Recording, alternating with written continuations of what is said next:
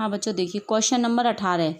बहुत ही ईजी है पर आपको थोड़ा टफ लगेगा, लेकिन बहुत ईजी है। जब मैं बता दूंगी तो बहुत ईजी लगेगा।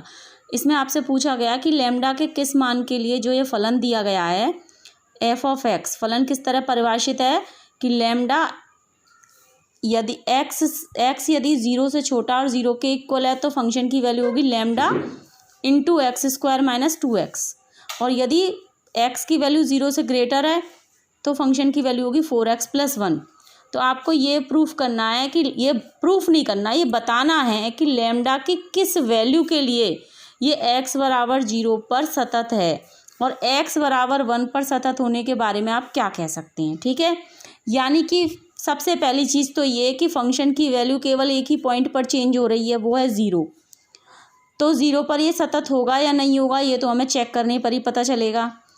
और अगर कोई कंडीशन ऐसी आ सकती है कि लैम्डा की वैल्यू चेंज करने से ये सतत हो जाए तो वो लैम्डा की वैल्यू हमें फाइंड करनी है। ठीक है, अब 1 पर अगर हमें चेक करना है तो देखिए 1 पर फंक्शन की वैल्यू चेंज नहीं हो रही है। मैंने आपको क्या बताया था, फंक्शन के असतत या सतत होने के चांसेस वहीं ज़्यादा होते हैं जहां फंक्शन की वैल्यू चेंज हो रही होती है। अब 1 पर क्योंकि वैल्यू नहीं चेंज हो रही है अतः ये ऑब्वियसली सतत होगा। फिर भी हम इसे एग्जामिन करके अपने तरीके से, यानी कि F of 1, F right hand limit of F of 1 और left hand limit of F of 1, वो सब इक्वल करके दिखा देंगे। ठीक है, अब चलिए सबसे पहले x बराबर 0 पर चेक करते हैं। सबसे पहले मैंने निकाला एफ ऑफ 0, यानी x बराबर 0 पर हमारा फंक्शन यही होगा lambda x square minus 2x। देखिए अब यहाँ पर मैंने x की जगह 0 पुट कर दिया तो वैल्यू क्या आ जाएगी, 0 ही आएगी। अब यदि मैं एफ ऑफ 0 प्लस एच का मतलब 0 से थोड़ा सा बड़ा, तो 0 से ग्रेटर देन के लिए हमारी फंक्शन की वैल्यू क्या है, 4x प्लस 1।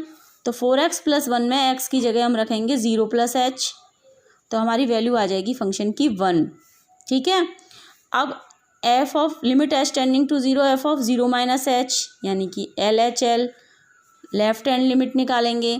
तो यानी कि 0 से छोटे के लिए हमारी फंक्शन की वैल्यू यही होगी lambda bracket x square minus 2x, lambda bracket x square minus 2x। 0 minus H और 0 माइनस एच एक्स की जगह मैंने पुट कर दिया और लिमिट एच टेंडिंग टू 0 है, तो अगर एच की जगह 0 लिख दूंगी तो ये सब 0 हो जाएगा। और 0 का किसी भी, चाहे लैम्डा की वैल्यू कुछ भी हो, लैम्डा की वैल्यू चाहे जो हो, 0 रखने, 0 से मल्टीप्लाई करने पर चाहे लैम्डा कुछ भी रख दूं मैं चेंज करके 1 2 300 200 1000, लेकिन ये 0 ही हो जाना है तो इसकी वैल्यू 0 ही आएगी। Does not depend upon lambda, क्योंकि लैम्डा की वैल्यू चाहे जो हो इसका मल्टीप्लाई अगर 0 से होगा तो ये 0 ही हो जाना है।